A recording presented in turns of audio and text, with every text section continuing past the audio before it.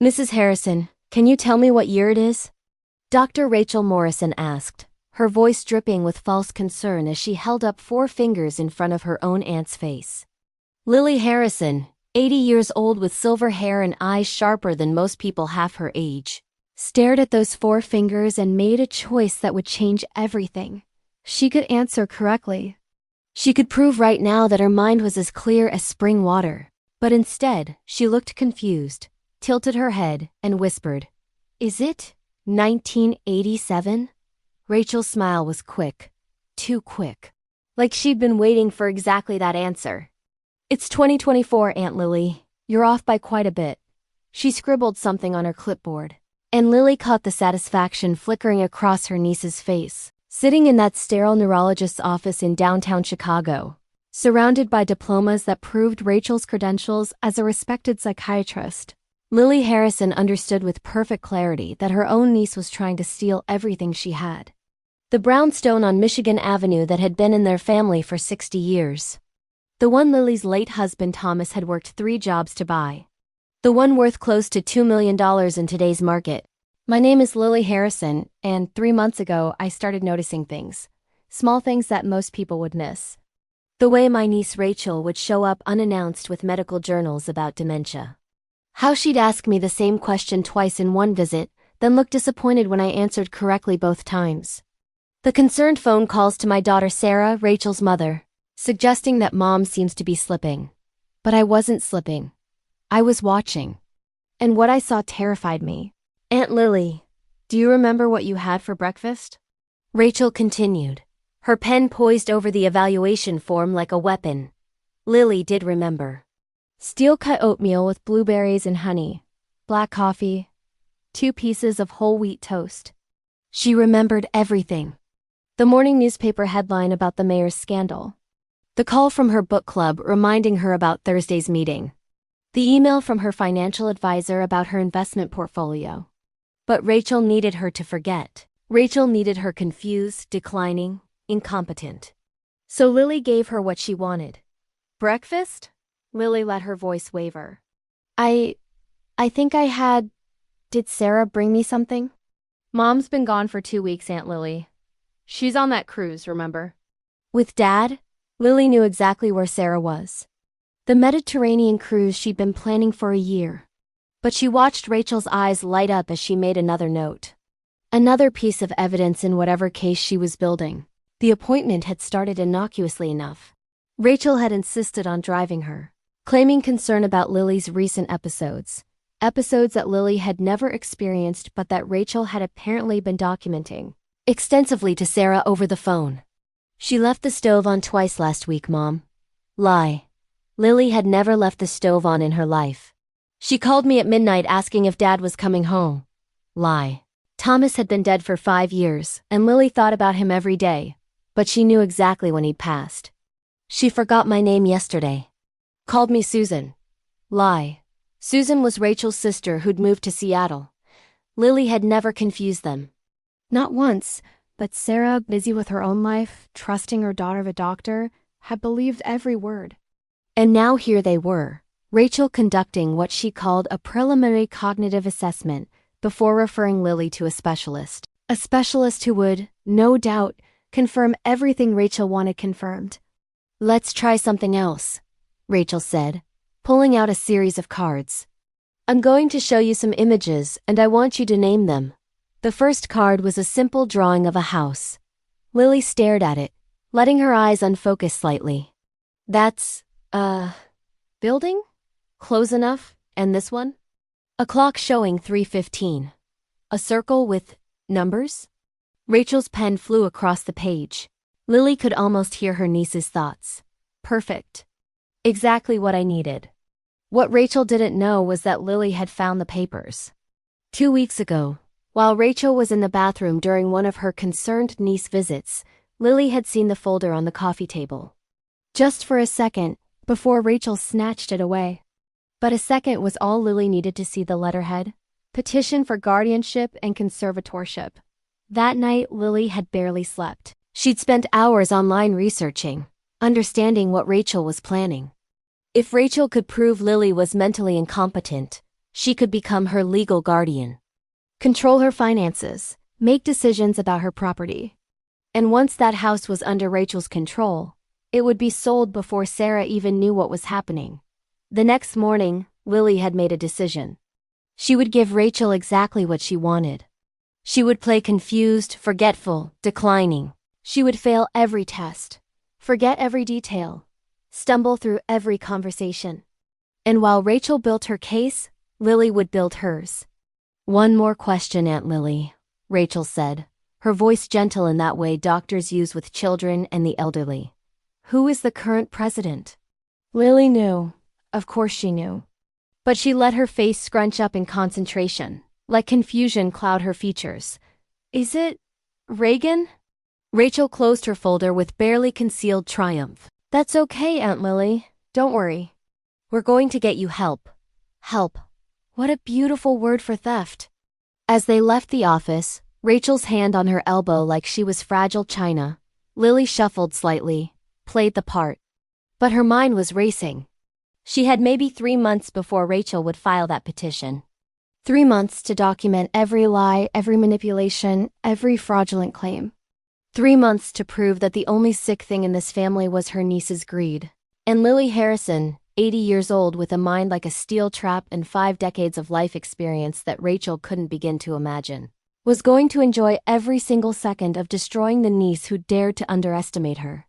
If you're enjoying this story about how one woman turned the tables on the family member who tried to steal everything from her, don't forget to subscribe to the channel because what happens next will shock you. Rachel thought she was playing chess, but Lily had been playing chess since before her niece was born. And this game was just beginning. The calls to Sarah started that same evening. Lily heard every word from her bedroom, where Rachel thought she was napping. "Mom, it's worse than I thought. She couldn't identify basic objects. Thought Reagan was still president." Rachel's voice carried up the stairs, practiced concern wrapped around calculated lies. "The neurologist wants to see her next week. But honestly, I don't think she should be living alone anymore.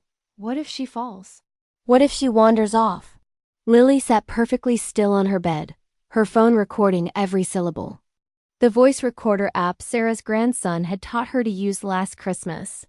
Technology, Rachel assumed, was beyond an 80-year-old's capability. Another mistake. "I know you're on vacation, Mom, but we need to talk about options when you get back. Assisted living, or maybe she could move in with me temporarily. Just until we figure out the extent of the decline." Move in with Rachel. Into that sterile condo in Lincoln Park where everything was white and chrome and cold. Where Rachel could control every moment, every visitor, every phone call. Where the house on Michigan Avenue could be quietly listed, sold, the money transferred into accounts Lily would never see again. "Over my dead body," Lily thought, tapping the red square to stop recording. But Rachel wasn't finished. Over the next 2 weeks, she accelerated. The visits became daily. Each one carefully choreographed to create new incidents that could be documented, reported, used as evidence. Rachel would hide Lily's reading glasses, then act concerned when Lily couldn't find them. "Aunt Lily, you just had them. Remember? You were reading the newspaper." She'd call during Lily's favorite TV shows, ask what she was watching, then tell Sarah. She couldn't even remember the name of the program she'd been viewing for 30 minutes. Just stared at me with this blank look. The blank look was actually Lily's annoyance at being interrupted during Jeopardy. But Rachel spun it into cognitive decline. The cruelest trick came on a Tuesday morning. Rachel showed up unannounced with coffee and pastries, her smile bright and false. "I brought your favorite, Aunt Lily. Chocolate croissants from that bakery on Clark Street." Lily hated chocolate croissants. Always had. Her favorite was apple Danish from the Polish bakery 3 blocks away. Rachel knew this. They'd had breakfast together dozens of times over the years. But when Lily politely said she'd prefer toast, Rachel's expression shifted to exaggerated worry. "But Aunt Lily, you told me last week that chocolate croissants were your absolute favorite. You don't remember saying that?" "I never said." "It's okay." Rachel pulled out her phone, speaking into it like she was making a medical note. November 12th. Patient shows confusion about recent conversations and stated preferences. Possible short-term memory deterioration. Patient. Not aunt. Not family. Patient. That afternoon, while Rachel was in the bathroom, Lily did something she'd never imagined doing. She went through her niece's purse. Her hands shook, not from age but from anger, as she found what she was looking for. A leather folder. Inside, printouts of something called the mini mental state examination. Rachel had already filled one out. For Lily, dated 3 days from now. Every answer wrong. Every indication pointing to severe cognitive impairment. The test hadn't even been administered yet, but Rachel had already decided the results. Lily photographed every page with her phone, her fingers steady despite her racing heart. Then she carefully replaced everything exactly as she'd found it. That night she couldn't sleep. Not from confusion or fear, but from memories flooding back. Memories of another time someone had underestimated her. Lily had been 21, fresh out of secretarial school, the only black woman in an office of 12. Her boss had tried to take credit for her ideas, her work, her innovative filing system that saved the company thousands. When she'd confronted him, he'd laughed. Told her nobody would believe a colored secretary over a man with a Yale degree. So Lily had documented everything. Carbon copies hidden in her apartment, dated memos, witnesses who'd seen her working late. When she'd finally gone to the company president, she'd had a file 2 inches thick. Her boss had been fired within a week. That was the thing about being underestimated your whole life. You learn to be patient. You learn to be thorough. And you learn that people who thought you were inferior always made mistakes. Rachel was making mistakes. She'd gotten sloppy, confident that an 80-year-old woman couldn't possibly outmaneuver a doctor with a prestigious degree.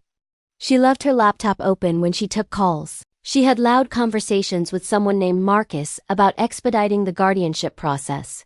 She'd even mentioned, within Lily's supposed confused earshot, that the house should sell quickly in this market. What Rachel didn't know was that Lily had already contacted someone. Not Sarah, who was too trusting of her daughter. Not the police, who would need evidence Lily was still gathering. But Mrs. Chun, her neighbor of 30 years, who'd worked as a paralegal before retiring.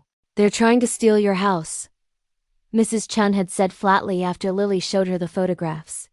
"This is elder abuse, financial exploitation. I know, but I need proof. Real proof. The kind a court can't ignore." Mrs. Chun had smiled, a sharp expression that reminded Lily why they'd been friends for 3 decades. "Then let's get you some proof." Now, 2 weeks into Rachel's escalating scheme, Lily had a routine. She played confused during Rachel's visits, stumbling over simple questions, forgetting obvious details. But the moment Rachel left, Lily became herself again. Sharp. Focused. Documenting everything. She recorded conversations. Photographed documents Rachel carelessly left visible. Kept a detailed journal of every lie, every manipulation, every fraudulent claim.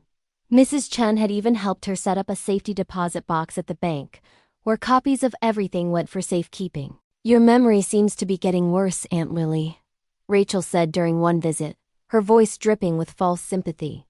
"Maybe we should talk about getting you some help around the house. Someone to make sure you're taking your medications correctly." Lily didn't take any medications except a daily vitamin. Rachel knew this. But here she was, planting seeds for the narrative she was building.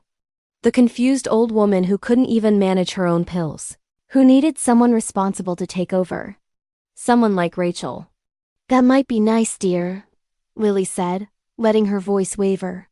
"I do get confused sometimes." Rachel's smile was victorious. "I'll look into getting you a home health aide.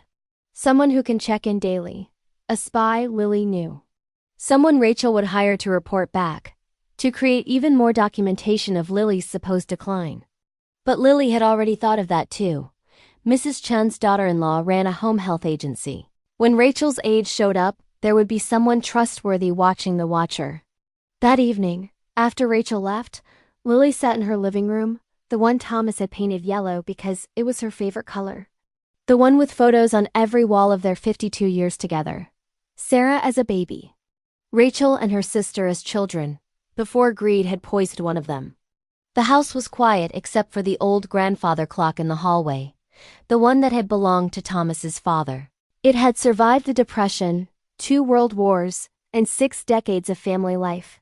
It wasn't going to fall into Rachel's hands now. Lily pulled out her journal, the one hidden inside a hollowed-out Bible on her bookshelf. Rachel would never look there. She hadn't been to church in 20 years. Lily wrote carefully, documenting the day's events, Rachel's latest lies, the aid scheme she was planning. 3 months, Mrs. Chun had estimated. That's how long it would take Rachel to file for guardianship once she had enough evidence. 3 months for Lily to build an even stronger case. 3 months to let Rachel believe she was winning, while the trap closed around her instead. The thing Rachel didn't understand, had never understood, was that Lily Harrison hadn't survived 80 years of life, including 60 years in a country that hadn't always valued people who looked like her by being weak or foolish. She'd survived by being smarter than the people who underestimated her. And Rachel, brilliant doctor or not, had made the fatal error of thinking age meant weakness. She was about to learn exactly how wrong she was. The home health aide arrived on a Monday morning. Her name was Kim Peterson, a woman in her 40s with kind eyes and a clipboard that Rachel had undoubtedly instructed her to fill with observations about Lily's decline. What Rachel didn't know was that Kim was Mrs. Chun's daughter-in-law, and she'd been thoroughly briefed. "Mrs. Harrison, I'm here to help you with daily tasks," Kim said loudly, for the benefit of the nanny cam Rachel had installed in the living room last week. Another thing Rachel thought Lily hadn't noticed. "Let's start by reviewing your medication schedule." "Oh, I don't really take much," Lily said, playing her part. What was it? The little blue ones?" "We'll figure it out together," Kim said, then dropped her voice to barely a whisper. "I saw the camera." Top of the bookshelf, hidden in the fake plant. Lily nodded slightly, shuffling toward the kitchen. Once there, with the water running to mask their conversation, Kim pulled out her own phone. "Mrs. Chun filled me in. I've been documenting everything for home health cases like this for 15 years. Your niece made a huge mistake hiring through our agency." Kim's smile was grim. "We take elder abuse seriously. I'll create the reports she wants, but I'll also be creating real reports, dated, notarized, showing that you're completely competent. How long do we have?" Lily asked, her voice suddenly clear and strong. "She's pushing hard. I overheard her on the phone before she hired me. She wants the guardianship petition filed before Christmas. That's 6 weeks from now." 6 weeks. Less time than Lily had hoped, but enough if she was smart about it. That afternoon, while Kim was supposedly helping Lily organize her medications, Mrs. Chun came over with someone new. A man in his 60s, black, with gray at his temples and eyes that had seen their share of courtrooms. "Lily, this is James Crawford. He's an attorney specializing in elder law and financial exploitation cases." James shook her hand with a grip that was firm and respectful. "Mrs. Chun showed me the documentation you've gathered so far. It's good. Very good. But we need more if we're going to destroy this case before it starts." "Destroy it?" Lily sat down, suddenly feeling her age. "I thought we'd just defend against it. Prove I'm competent when she files." "We could do that," James said, settling into Thomas's old armchair. "But defense is reactive. Your niece controls the timeline, the narrative. She files, you respond, and even if you win, people wonder. Maybe the old lady had a good day in court. Maybe she fooled the judge. The doubt lingers. What's the alternative?" James pulled out a folder. "We go on offense. We build a case so airtight that when we present it to the authorities, your niece is the one who ends up in court, not for guardianship. For fraud, for abuse, for conspiracy to commit theft." Lily felt something shift in her chest. Not fierce, something fiercer. "Tell me what you need." Over the next hour, James laid out a plan. They needed evidence of Rachel's intent to defraud. They had the pre-filled cognitive tests Lily had photographed. They needed more. Financial documents showing Rachel had been researching Lily's assets. Communications between Rachel and whoever she was working with. Proof that Rachel knew Lily was competent, but was lying anyway. "The neurologist appointment you have next week," James said, The specialist Rachel referred you to. I did some research. Dr. Andrew Chen, no relation to your neighbor, has been sanctioned twice for signing off on questionable competency evaluations. Small fines. Buried in medical board records, but there's a pattern. He rubber stamps what referring physicians tell him. Rachel chose him specifically, Lily said. It wasn't a question. I'd bet my law degree on it. Which means we need to document that appointment. Everything got said, every test administered. Can you handle that? Lily smiled. I've been recording every conversation with Rachel for 3 weeks. One more won't be a problem. What Lily didn't tell them yet was what else she'd found.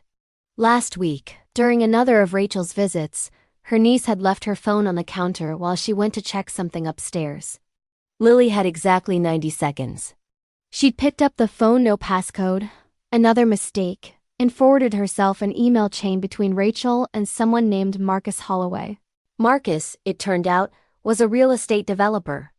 The emails were explicit. Rachel promising she'd have the house available for purchase by January. Marcus offering 20% above market value for a quick, quiet sale. The kind of sale that happened when someone with power of attorney sold a property before family members could object. Split the difference above market. Rachel had written. You get the house at a good price, I get a nice profit, everyone wins. Everyone except Lily, whose home was being discussed like a commodity. Like she was already gone. That night, Lily couldn't sleep again. But this time, it wasn't from anger. It was from something else, a kind of dark excitement. For 3 weeks, she'd been playing defense, pretending to be confused while documenting Rachel's crimes.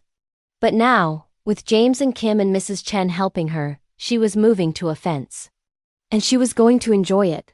The neurologist appointment came on a gray November morning. Rachel picked Lily up, all false cheer and concern. Don't worry, Aunt Lily. Dr. Chen is wonderful. He'll help us figure out what's going on with your memory.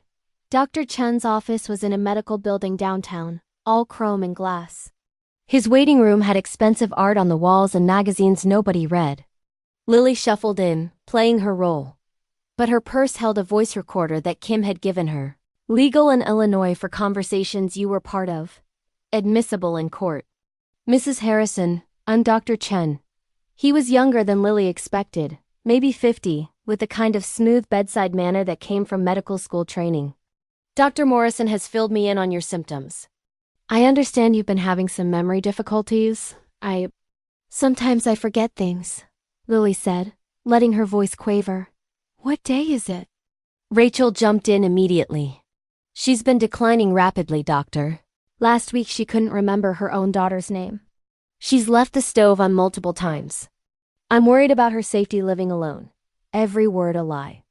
The recorder in Lily's purse caught them all. Let's do some baseline testing, Dr. Chen said, pulling out the same cognitive assessment Rachel had already filled out in advance. Mrs. Harrison, can you tell me what season it is? Lily knew it was fall. The leaves outside were orange and gold. She could see them through the window behind Dr. Chen's head. But she said, Spring?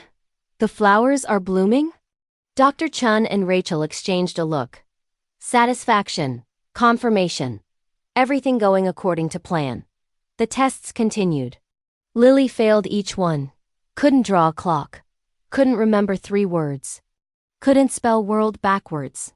Things she could do in her sleep. She fumbled deliberately, watching Dr. Chen make notes that would declare her incompetent. I'm going to recommend a formal competency evaluation, Dr. Chen said, exactly as Rachel had wanted. Based on what I'm seeing today, Mrs. Harrison, I have serious concerns about your ability to make financial and healthcare decisions independently. What does that mean? Lily asked, playing confused. It means, Rachel said, her hand on Lily's shoulder in a gesture that might have looked caring to Dr. Chen, but felt like a trap closing, that we need to make sure you're protected. That someone responsible can help you make important choices. Someone like you, Lily thought. Someone who's already planning to sell my house before the ink dries on the guardianship papers. I trust you, dear, Lily said softly. You're a doctor. You know what's best. Rachel's smile was everything Lily needed to see. Pure triumph. The look of someone who thought they'd already won. On the drive back, Rachel was almost giddy. Dr. Chun is going to write up his evaluation this week. Once we have that, I can file the petition. Mom will be back from her cruise in 10 days, and we can sit down together, explain everything. She understand. This is for your safety, Aunt Lily. I know, dear. You've always looked out for me. The lies came so easily to both of them now. But only one of them knew she was lying. That evening, Lily met with James in his office. She handed him the recorder, and they listened to the entire appointment together. When it finished, James was smiling. This is even better than I hoped. He didn't do half the tests he should have. He agreed with everything Rachel said without independent verification. And his conclusion was predetermined. Any competent attorney will rip this apart. When do we move? Lily asked. Soon. But not yet. Let her file the petition. Let her commit to her lies in a legal document, signed under penalty of perjury. Let her think she's won. James leaned back. Then we'll show the court who Rachel Morrison really is. Lily thought about that. About 6 more weeks of playing confused. 6 more weeks of watching her niece steal her dignity piece by piece. It felt like a long time. But she'd waited 80 years to be underestimated one last time. She could wait 6 more weeks to prove exactly how dangerous that underestimation could be. There's one more thing, Lily said. I want Sarah to know the truth. My daughter. Before this goes to court. She needs to understand what her daughter has become. James nodded slowly. That might be the hardest part. I know. But Sarah's been fooled long enough. She deserves to see the evidence before everyone else does. What Lily didn't say, what she could barely admit to herself, was how much it hurt. Not what Rachel was doing to her, but what this whole thing would do to Sarah. Finding out her daughter was a thief and a liar. Having to choose between her mother and her child. But truth had a price. And Lily had decided it was worth paying. The guardianship petition was filed on December 3rd. Rachel hand-delivered a copy to the house, her expression a perfect mask of sorrow. Aunt Lily, I know this is hard to understand, but this is for your protection. The court will assign you a wonderful guardian who'll make sure you're safe and cared for. She didn't mention that she'd already petitioned to be that guardian. That detail was buried in page 7 of the legal documents. Will I have to leave my house? Lily asked, her voice trembling exactly the right amount. We'll see what the court decides, but don't worry. I'll make sure you're taken care of. Taken care of, like an unwanted obligation. Like something to be managed and disposed of. What Rachel didn't know was that Sarah had come home from her cruise 2 days early. And she was sitting in Mrs. Chun's living room right now, watching everything on the iPad that showed the feed from Kim's phone, positioned to capture the entire conversation. Sarah's face had gone pale an hour ago when James Crawford had shown her the evidence. The recordings. The photographs of pre-filled cognitive tests. The emails between Rachel and Marcus Holloway. Her daughter's voice on tape, lying to doctors, fabricating symptoms, planning to sell her grandmother's house before anyone could stop her. That's my baby, Sarah had whispered, tears streaming down her face. That's my daughter. I'm sorry, Lily had said, holding her daughter's hand. I'm so sorry. Now watching Rachel perform concern while planning theft, Sarah's grief was hardening into something else. Something colder. How long do I have?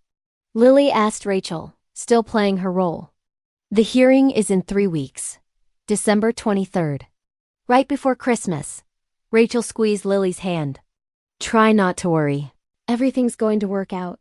For you, Lily thought. Everything's going to work out perfectly for you. Or so you believe. After Rachel left, Lily walked slowly to Mrs. Chun's house. Sarah stood when she entered, and for a long moment, mother and daughter just held each other. I can't believe she would do this, Sarah said. I taught her better. I raised her better than this. Greed does things to people, James said quietly. Makes them into strangers. What happens now? Sarah asked. James opened his briefcase. Now we go on offense. I've already filed a complaint with the Illinois Department of Financial and Professional regulation against Dr. Chen for his fraudulent evaluation. I've sent Rachel's emails to the Cook County State's attorney for investigation of attempted fraud and exploitation of a senior. And tomorrow morning, we're going to court. Tomorrow? Sarah looked confused. But the hearing isn't for 3 weeks. We're not waiting for her hearing. We're filing for an emergency restraining order against Rachel. Prohibition from contact with Lily, from accessing any of Lily's financial information, and from representing herself as Lily's caretaker or medical proxy in any capacity. James pulled out a thick folder. And we're presenting every single piece of evidence Lily has gathered. Every recording, every photograph, every lie Rachel told, documented and timestamped. Will it work? Lily asked. Judge Patricia Okonkwo is hearing emergency petitions tomorrow. She's got a reputation for taking elder abuse cases very seriously. Her own grandmother was exploited by a caretaker 10 years ago. James smiled. If we can get in front of her, Rachel's done. They got in front of her. The next morning, in a courtroom that smelled like old wood and broken promises, Judge Okonkwo listened to James present the case. Rachel wasn't there. She had no idea this hearing was happening. But her attorney would be notified the moment the order was issued. James played the recordings. Rachel's voice, clear and damning. Once we have guardianship, the house should sell quickly in this market. He showed the pre-filled cognitive tests, dated before the appointments. He presented Dr. Chen's evaluations side by side with Kim Peterson's detailed notarized reports showing Lily was completely competent, alert, and being systematically gaslit by her niece. He displayed the email chain with Marcus Holloway, discussing splitting profits from a house Rachel didn't own and had no right to sell. And then Lily herself took the stand.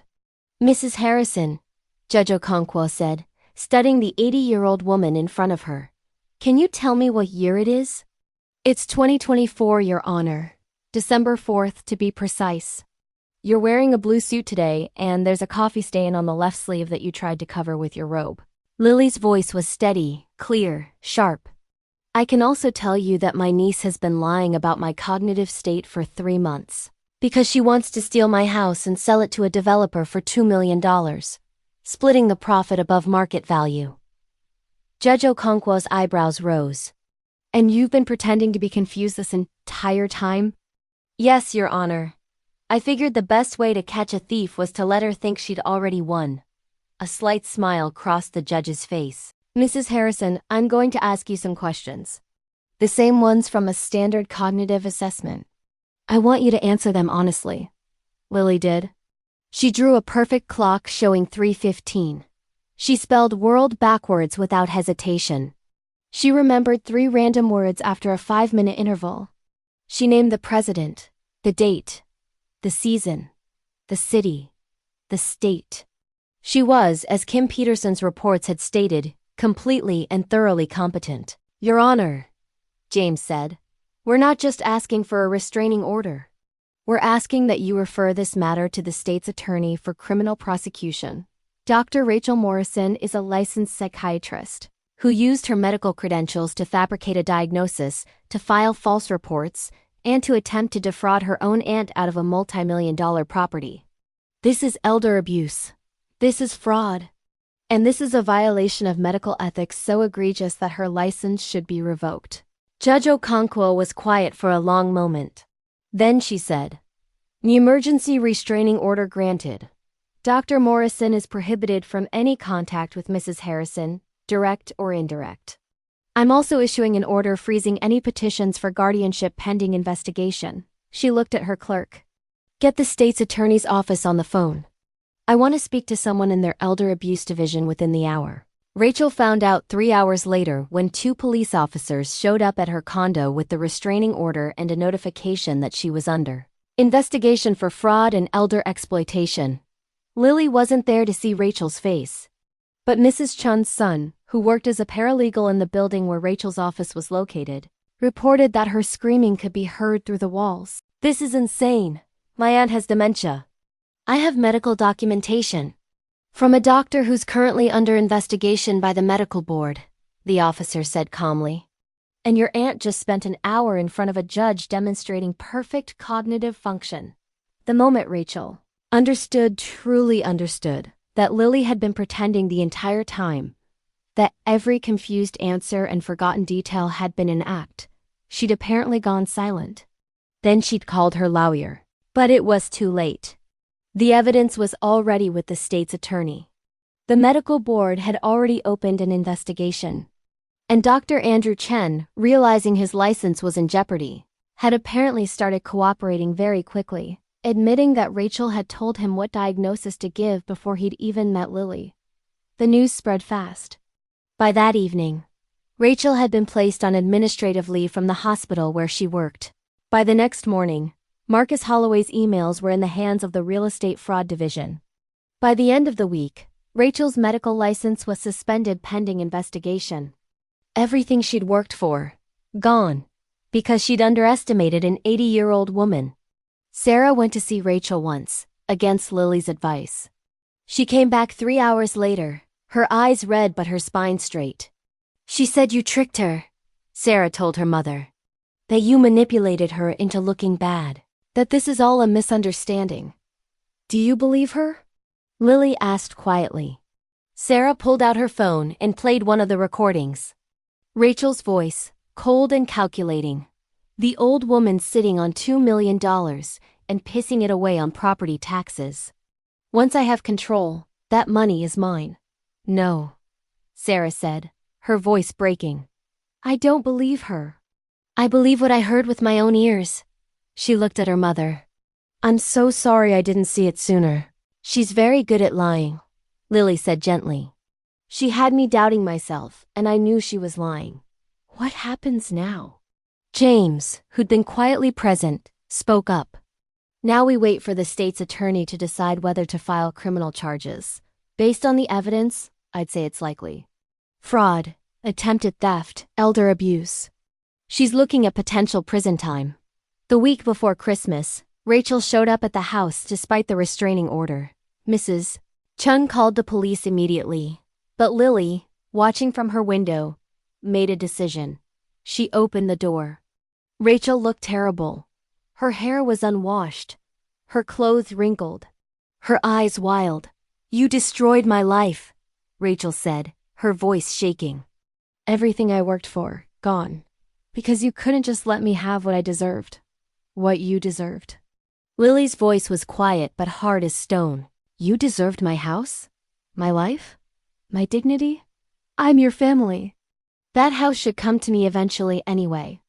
Eventually, after I'm dead. But you couldn't wait, could you? You needed it now. Lily stepped onto the porch, standing tall despite her years. Do you know what you could have had, Rachel? If you'd just been patient, if you'd just been kind, everything. I would have left you this house in my will. I would have made sure you were taken care of. But you couldn't trust that. You couldn't believe that love was enough. You don't understand what it's like? Rachel's voice cracked. Being compared to you my whole life. Saint Sarah's perfect mother. Always giving to everyone. Always caring about strangers more than family. Is that what you think? That I didn't care about you? Lily's heart broke a little. I loved you, Rachel. I still love you. But love doesn't mean I'll let you steal from me. Love doesn't mean I'll stand by while you commit fraud. Police sirens wailed in the distance. They're going to arrest me, Rachel whispered. You arrested yourself the moment you decided I was worth more dead than alive. The police took Rachel away for violating the restraining order. As the car pulled away, Lily stood on her porch, the house behind her that she'd fought so hard to keep, and felt something unexpected. Not triumph. Not satisfaction. Just deep, aching sadness for the little girl Rachel used to be, before greed had poisoned her heart. If this story about how one woman's intelligence and patience defeated the family member who tried to steal, everything has kept you on the edge of your seat, subscribe to the channel because the conclusion will show you that justice, when served with dignity, is sweeter than any revenge. Sarah came to stand beside her mother. It's over, she said. No, Lily said quietly. Now comes the hardest part. Living with what she's become. The trial happened in March. 3 months after that night on the porch. 3 months where Rachel's life had systematically unraveled exactly the way she'd planned for Lily's too. The state's attorney had filed charges: attempted fraud, exploitation of a disabled person, ironic, since Lily was never disabled, conspiracy to commit theft, and 7 counts of falsifying medical records. Dr.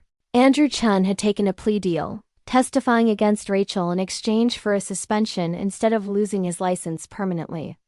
Marcus Holloway was facing his own charges for conspiracy and attempted real estate fraud.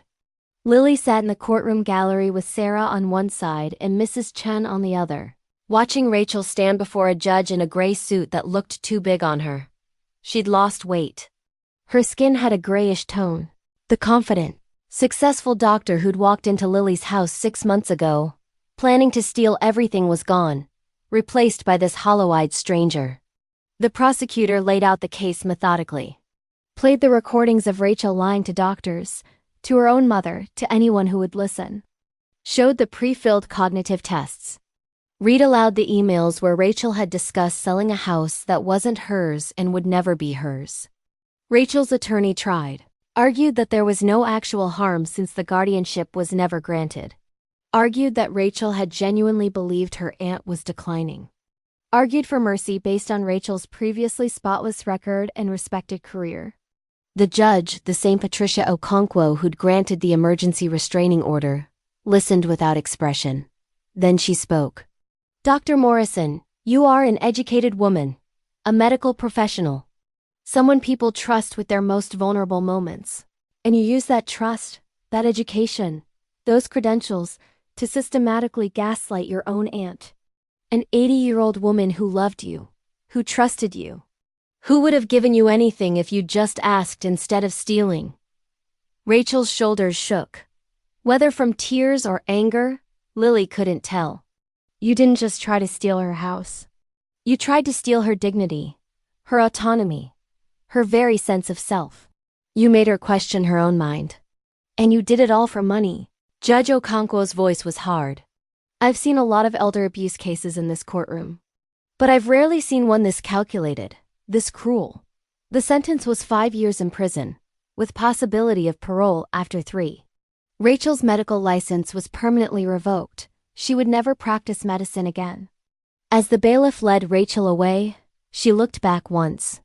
Her eyes found Lily's, and for just a moment Lily saw the little girl she used to be. The one who'd sit on Lily's lap and listen to stories. The one who'd proudly shown off her acceptance to medical school. The one who'd been loved and cherished before greed had consumed everything good inside her. Lily's heart broke a little more. Outside the courthouse, reporters waited. The story had made news. "Doctor tries to steal aunt's home by faking dementia diagnosis" had been a headline in the Chicago Tribune. But Lily had refused all interviews until now. "Mrs. Harrison, how do you feel about your niece's sentence?" a reporter called out. Lily stopped, Sarah's hand in hers, and looked at the cameras. "I feel sad," she said simply. Sad that she thought money was worth more than family. Sad that she spent years in prison for a house she could have inherited peacefully if she'd just been patient. And sad that she have to live with what she's done for the rest of her life. "Do you forgive her?" The question hung in the cold March air. Lily thought about it. Really thought about it. "I forgive the little girl she used to be," Lily said finally. "The one who had potential and promise. But the woman who tried to steal my life? Who made me doubt my own mind? Who saw me as nothing more than an obstacle to money? That woman needs to face consequences. And forgiveness doesn't mean those consequences go away." The reporter scribbled frantically. But Lily was done. She and Sarah walked to the car, leaving the courthouse and Rachel's shattered life behind. Life moved on. Spring came. Then summer. The house on Michigan Avenue stayed exactly where it belonged, with Lily living in it, her mind as sharp as ever. She'd turned 81 in April, celebrating with her book club and Mrs. Chen and Kim Peterson, who'd become a genuine friend. But Lily didn't just return to her quiet life. She'd learned something through this nightmare. She wasn't the only elderly person being targeted by family members who saw inheritance as something to take now, rather than wait for. With James Crawford's help, Lily started giving talks at senior centers across Chicago. How to protect yourself from financial exploitation. She told her story, showed the documentation she'd gathered, explained the warning signs she'd noticed. When someone suddenly becomes very interested in your finances, pay attention. She'd tell audiences of silver-haired men and women who hung on every word. When family members start suggesting you're confused or forgetful when you know you're not, document everything. Record conversations. Take photographs. Trust your gut. Because the best defense against people who underestimate you is proving them catastrophically wrong. The audiences loved her. The Chicago Department of Aging asked her to create a training video. A nonprofit focused on elder rights invited her to join their board. Lily Harrison, who Rachel had tried to paint as a confused old woman losing her mind, became one of the most prominent advocates for senior rights in Illinois. Sarah struggled more than Lily did. The pain of realizing what her daughter had become, what she'd been capable of, didn't fade quickly. She went to therapy, joined a support group for families of incarcerated loved ones, and slowly, painfully, began to heal. Do you think she ever really understand what she did? Sarah asked one evening, sitting in Lily's yellow living room, the one Thomas had painted decades ago. I don't know, Lily said honestly. Some people never do. They spend their whole lives blaming others for consequences they brought on themselves. Will you visit her? When she's eligible for visitors? Lily had thought about this question for months. No, she said finally. Not because I hate her, but because I've spent 81 years learning that some people will take everything you give them and still demand more. Rachel needs to face what she's done without me there to make it easier. Sarah nodded, tears sliding down her face. I failed her somehow. As a mother. No. Lily's voice was firm. You loved her. You raised her with values. You gave her every opportunity. But at some point, Rachel made her own choices. Those choices aren't your fault. They're hers. 2 years after the trial, Lily was invited to speak at a national conference on elder abuse. The ballroom in Washington, D.C. was filled with social workers, attorneys, healthcare professionals, and advocates. All of them there to learn how to protect vulnerable seniors. Lily stood at the podium in a bright blue dress, her silver hair styled beautifully, her eyes clear and sharp, and told her story one more time. My niece thought I was an easy target, she said, her voice carrying through the microphone. She thought that because I was 80 years old, I must be confused, weak, easy to manipulate and control. She thought my age made me vulnerable. Lily paused, looking out at the audience. What she didn't understand is that I didn't survive 8 decades of life by being weak. I survived the Depression. I survived being the only Black woman in offices where people thought I was there to clean, not to work. I survived raising a daughter as a widow. I survived every single person who ever underestimated me. The audience was silent, riveted. So when my niece tried to gaslight me, tried to make me doubt my own mind, tried to steal everything I'd worked for, she made one fatal mistake. She assumed age equals weakness. She assumed elderly equals incompetent. And that assumption destroyed her life. Lily's voice softened. I'm not telling you this story to celebrate her downfall. I'm telling you this story because there are thousands of seniors right now, in this country, being targeted by people who see them as easy prey. And my message to those seniors is simple. You are stronger than they think. You are smarter than they assume. And you have every right to defend what's yours. The standing ovation lasted 5 minutes. Afterwards, dozens of people came up to thank her, to share their own stories, to tell her she'd inspired them. An elderly man in his 90s, a veteran who'd been nearly scammed out of his military pension by a nephew. A woman in her 70s who'd caught her son forging checks. Story after story of seniors who'd been underestimated and who'd fought back. That night, in her hotel room, Lily called Sarah. I wish your father could have seen this, she said. Seen what his old house became the center of. He'd be proud of you, Mom. I'm proud of you. I'm proud of us, Lily said. For surviving this with our integrity intact. 3 years after Rachel's sentencing, Lily received a letter. From prison. Rachel's handwriting. She almost didn't open it.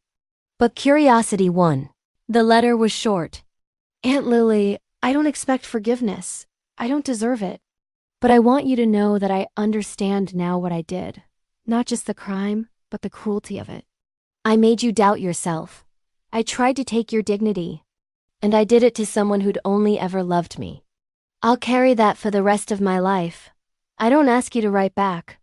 I just needed you to know that I finally see what I was too greedy and blind to see before. You were never the weak one in this story. I was. Rachel. Lily read it twice. Then she put it in a box with all the other documents from the case. Evidence of a chapter in her life that was closed but not forgotten. She didn't write back. But she didn't throw the letter away either. Some wounds heal. Some scars remain. And some lessons are learned too late. Now at 83, Lily Harrison still lives in the house on Michigan Avenue. She still has her book club every Thursday. She still gives talks about elder advocacy. And she still, every single day, proves that age is just a number. The best revenge isn't destroying the person who wronged you. The best revenge is living so fully, so vibrantly, so completely that their attempt to diminish you becomes nothing more than a footnote in your extraordinary life.